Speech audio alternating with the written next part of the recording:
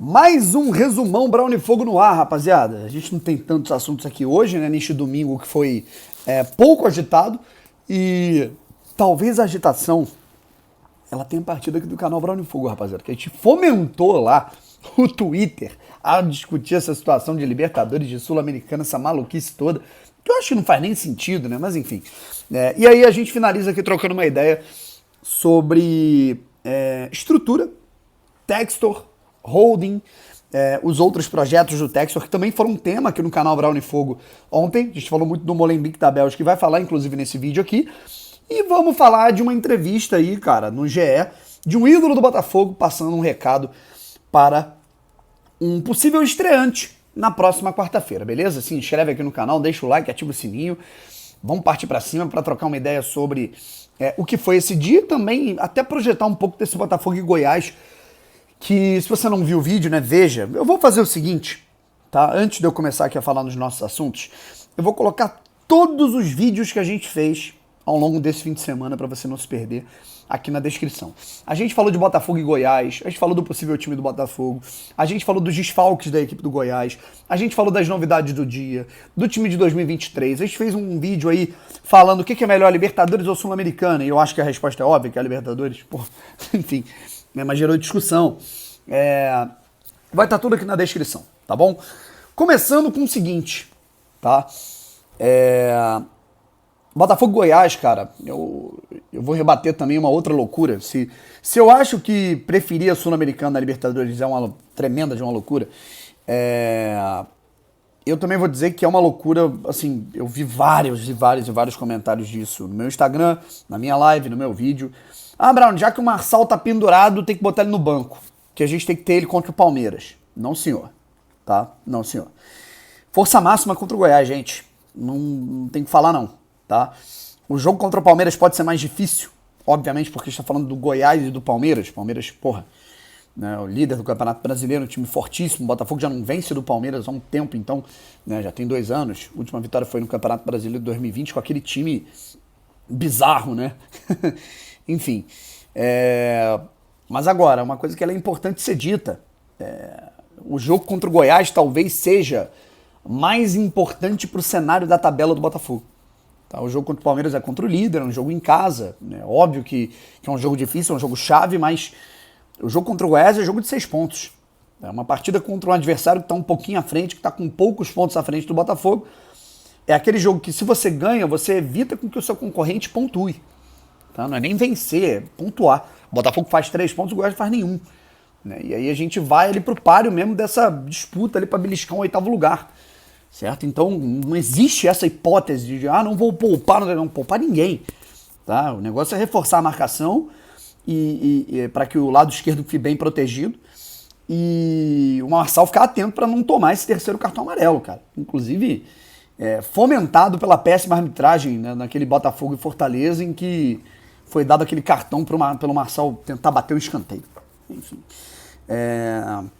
Mas assim, eu acho isso, cara. Acho que vai ser um jogo extremamente difícil, embora seja uma partida contra o Goiás desfalcado. O Botafogo tem a ausência do Gatito e do Eduardo, o Goiás vai ter a ausência do Pedro Raul, talvez do Dadá Belmonte, talvez do Apodi, do Dieguinho, mas cara, a gente tá falando de uma equipe que em aspectos coletivos sabe muito bem o que fazer, tá? E mesmo com desfalques, venceu algumas equipes importantes aí ao longo do Campeonato Brasileiro.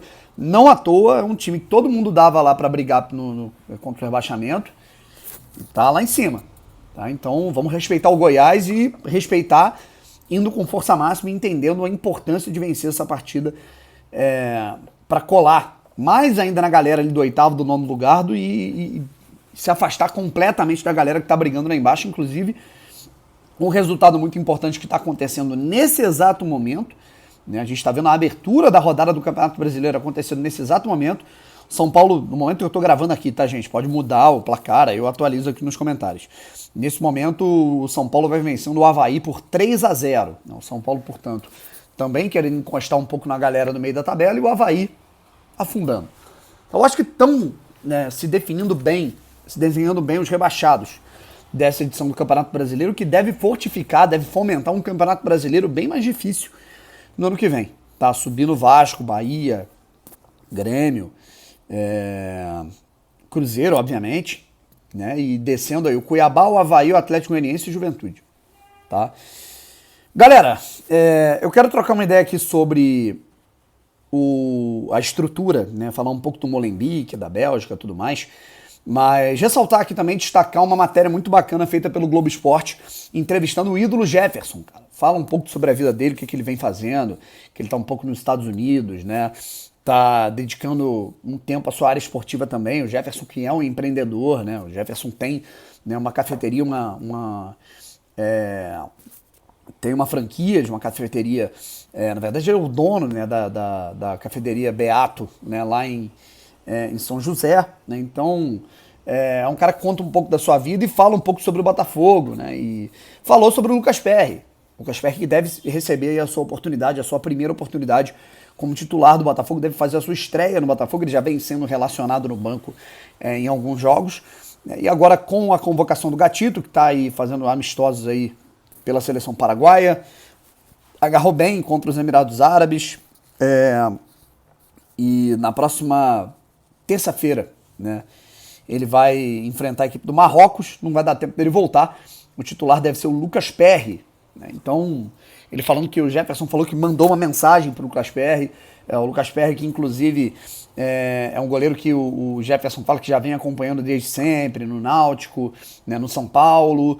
E um dado que é curioso, que é interessante, e que eu vi, né, um levantamento que foi feito até por um colega meu lá no TikTok, o Lucas Perry esse ano, cara, ele tá no top 3. Eu não lembro exatamente quem faz parte desse top 3, cara. Eu acho que o Santos do Flamengo, e tem mais um que eu não tô me lembrando agora. Não sei se não lembro se é o Cássio ou se é... Enfim, cara, mas um desses... Né, o Everson, né, provavelmente. O Lucas Perry, ele tá no top 3 de goleiros com aproveitamento em defesas de pênalti. Tá? Isso é muito interessante. O Lucas Perry pegou 31% dos pênaltis que ele tentou defender nessa temporada pelo Náutico, obviamente. Campeonato Pernambucano, Copa do Nordeste, segunda divisão do Campeonato Brasileiro, e agora recebendo a oportunidade dele no Botafogo. Beleza? Boa sorte para ele e que essa benção aí do Jefferson funcione. Caras, eu vou colocar inclusive aqui o link para vocês também visitarem as fotos, as imagens, né, lá do centro de treinamento, do estádio, das instalações de gramado novas do Molenbeek. E representantes do Molenbeek falam ali, né, do investimento necessário, né, importantíssimo do John Textor, da Eagle Holding, empresa do John Textor, que é o acionista majoritário do clube belga.